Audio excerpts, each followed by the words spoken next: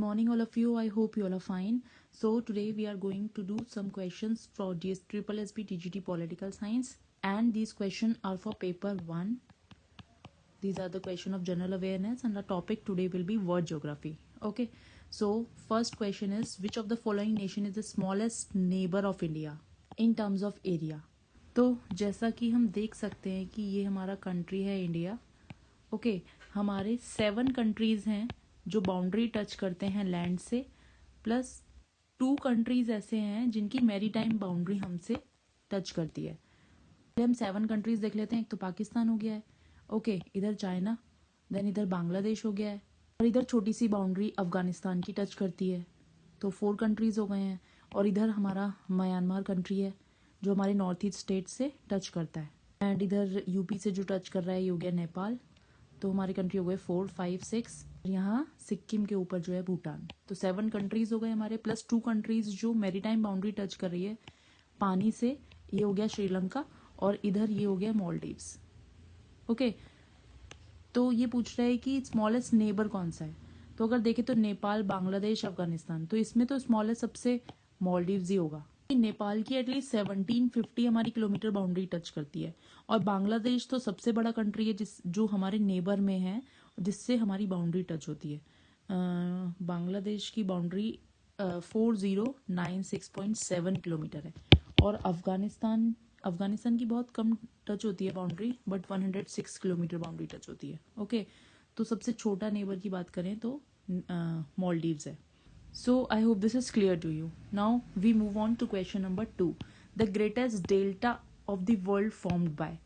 तो ये बहुत ही फैक्चुअल क्वेश्चन है कि सबसे बड़ा डेल्टा इंडिया में बनता है, और वो गंगा ब्रह्मपुत्रा रिवर के थ्रू बनता है जो हमारी कंट्री में है, इंडिया में, और इसको हम बोलते हैं सुंदरबन डेल्टा. ओके, तो ये सबसे वर्ल्ड का सबसे बड़ा डेल्टा है सुंदरबन डेल्टा. सबसे पहले तो आपको पता होना चाहिए कि डेल्टा फॉर्म कैसे होते हैं. जैसे ये रिवर आ रही है, ओके, रिवर एक डेल्टा जो होते हैं वेटलैंड होते हैं. जब रिवर जहाँ पर खत्म होती है तो वहाँ पे एक ऐसे ट्राइंगल सा बनता है जिसको हम डेल्टा बोलते हैं. और सबसे बड़ा delta Ganga Brahmaputra river. Ganga river इधर से आती है यूपी से होते हुए झारखंड एंड ऑल वेस्ट बंगाल, और यमुना आती है इधर से असम से होते हुए, सॉरी ब्रह्मपुत्र इधर से आती है, और ये दोनों ही यहाँ वेस्ट बंगाल में डेल्टा बनाती हैं. ऐसे करके डेल्टा बनता है, इसको हम बोलते हैं सुंदरबन डेल्टा. और ये डेल्टा अप्रॉक्स 400 किलोमीटर एरिया में है. तो this is clear. And Mississippi, Missouri reverse जो हैं ये यूएसए की रिवर्स हैं. यहाँ पे भी डेल्टा बनता है, ये भी डेल्टा बनाती हैं. क्लॉज शेप्ड का डेल्टा बोलते हैं उसको, क्लॉज शेप्ड डेल्टा ये बनाती हैं. और ये जो रिवर है मिसिसिपी, ये लेक इटास्का है वहाँ से ये निकलती है. नॉर्थ अमेरिका की ये लार्जेस्ट रिवर सिस्टम है मिसिसिपी मिसौरी सिस्टम. ओके, और बात करें यांगसे कियांग की, तो यांगसे कियांग की ये वर्ल्ड का बिजिएस्ट इनलैंड वाटरवेज है. जो वाटरवेज होते हैं पानी में सबसे ज़्यादा बिजिएस्ट है ये, और लॉन्गेस्ट रिवर है ये एशिया की. यांगसे जो है सबसे एशिया की सबसे लॉन्गेस्ट रिवर है, और 3rd लॉन्गेस्ट है पूरे वर्ल्ड में. ओके, और उसके बाद बात करें हम ह्युआंग हे, और हम इसको येलो रिवर भी बोलते हैं, ठीक है. और ये 2nd लार्जेस्ट रिवर है चाइना की यांगसे के बाद. ओके, ये वो नॉर्थ चाइना में ही राइज करती है. कुनलुन माउंटेन्स का आपने बात सुना होगा. कुनलुन माउंटेन्स कांगहाई रीजन में ये है, यहाँ से ये ओरिजिनेट होती है. ओके, तो next question is world largest river. पूरे वर्ल्ड की सबसे लार्जेस्ट. तो 2 चीज़ों में ध्यान रखिएगा, एक होता है लार्जेस्ट और एक होता है लॉन्गेस्ट. ओके, अगर लॉन्गेस्ट की बात आती है तो हम नाइल रिवर को कंसीडर करेंगे, अफ्रीका में जो है. और लार्जेस्ट की बात आती है तो हम साउथ अमेरिका में अमेजन रिवर है. इसका बेसिन बहुत बड़ा है. बेसिन के अगर हम बेसिन को कंसीडर करेंगे तब हम बोलते हैं कि ये लार्जेस्ट रिवर है. तो अमेजन एक ऐसी रिवर है जो साउथ अमेरिका में वर्ल्ड की लार्जेस्ट रिवर है. इसके कुछ फैक्ट्स आपको याद रखने चाहिए, जैसे ये हमारा नॉर्थ अमेरिका है, ओके, और ये है साउथ अमेरिका. तो ये जो अमेजन रिवर है ये एंडीज, यहाँ पर जो माउंटेन्स का पूरा चेन है इसको बोलते हैं Andes mountains. Okay, Andes mountain से ही ये रिवर ओरिजिनेट होती है. और पेरू, अगर हम कंट्री की बात करें तो पेरू कंट्री है, ये ओरिजिनेट होती है. उसके बाद ये यहाँ पर अपना डेल्टा बनाती है, और ये वाला जो ओशियन है इसको हम बोलते हैं अटलांटिक ओशियन. तो ये भी क्वेश्चन आ जाता है कि अमेजन रिवर कहाँ पर गिरती है जाकर, तो अटलांटिक ओशियन में गिरती है। Okay, keep this in your mind, this is very important.